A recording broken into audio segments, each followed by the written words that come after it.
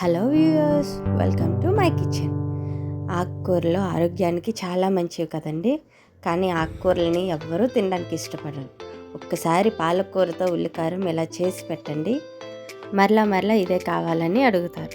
దీనికి కావాల్సిన పదార్థాలు: పాలకూర 4 కట్టలు, ఉల్లిపాయలు 3, ఎండుమిరపకాయలు 8, కారం కొద్దిగా, ఆవాలు 1 టీ స్పూన్, ధనియాలు 1 టీ స్పూన్, జీలకర్ర 1 టీ స్పూన్, కరివేపాకు 1 రెమ్మ, ఆయిల్ కొద్దిగా, వెల్లుల్లి రెబ్బలు 10, సాల్ట్ కొద్దిగా.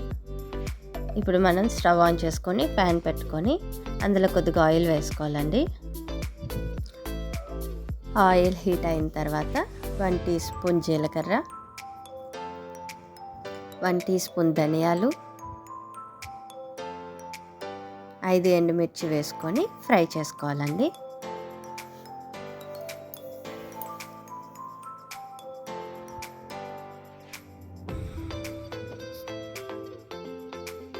ఇవి బాగా వేగిన తర్వాత ఒక ప్లేట్లోకి తీసుకుని చల్లారబెట్టుకోవాలి. ఇప్పుడు అదే ప్యాన్లో ఉల్లిపాయలు వేసుకొని ఫ్రై చేసుకోవాలి.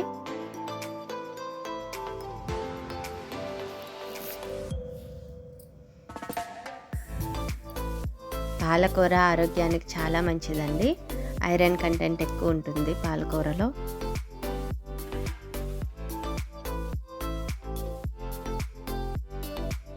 ఆనియన్స్ బాగా ఫ్రై అయిపోయాయి కదండి. ఇప్పుడు వీటిని కూడా ఒక ప్లేట్లోకి తీసుకొని చల్లారి పెట్టుకోవాలి. ఇప్పుడు ఒక మిక్సింగ్ జార్ తీసుకొని ముందుగా చల్లారి పెట్టుకున్న ధనియాలు, జీలకర్ర, ఎండుమిర్చి వేసి కోర్స్లా గ్రైండ్ చేసుకోవాలి.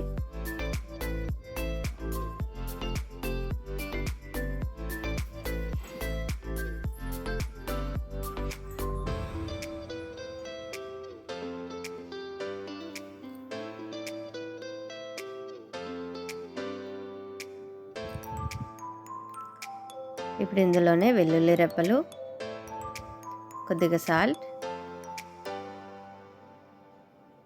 కొద్దిగా కారం, చల్లారి పెట్టుకున్న ఆనియన్స్ వేసుకొని కచ్చాపచ్చాగా గ్రైండ్ చేసుకోవాలండి. కారం ఆల్రెడీ మనం ఎండుమిర్చి వేసాం కదండి. మీరు ఎక్కువగా తినాలనుకుంటే 1 టేబుల్ స్పూన్ వరకు వేసుకోవచ్చు, లేకపోతే కొంచెం వేసుకుంటే సరిపోతుంది. చూసారు కదండి, ఇలా కచ్చాపచ్చాగా గ్రైండ్ అయింది. మరీ పేస్ట్లా చేసేస్తే బాగోదండి. ఇప్పుడు స్టవ్ ఆన్ చేసుకొని ప్యాన్ తీసుకొని అందులో కొద్దిగా ఆయిల్ వేసుకోవాలి. ఆయిల్ హీట్ అయిన తర్వాత 1 టీ స్పూన్ జీలకర్ర, 1 టీ స్పూన్ ఆవాలు,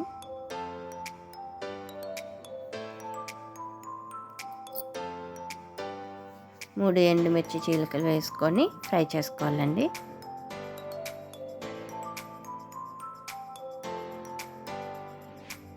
ఇప్పుడు కొద్ది కరివేపాకు వేసుకొని ఫ్రై చేసుకోవాలి.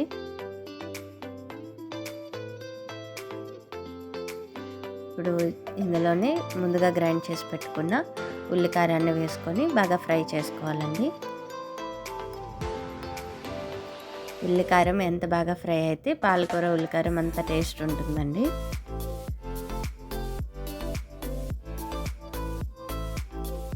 ఆయిల్ సపరేట్ అయినంత వరకు బాగా ఫ్రై చేసుకోవాలి.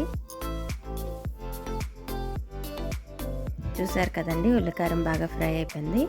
ఇప్పుడు ముందుగా కడిగి కట్ చేసి పెట్టుకున్న పాలకూరను వేసుకొని కలుపుకోవాలి ఒకసారి.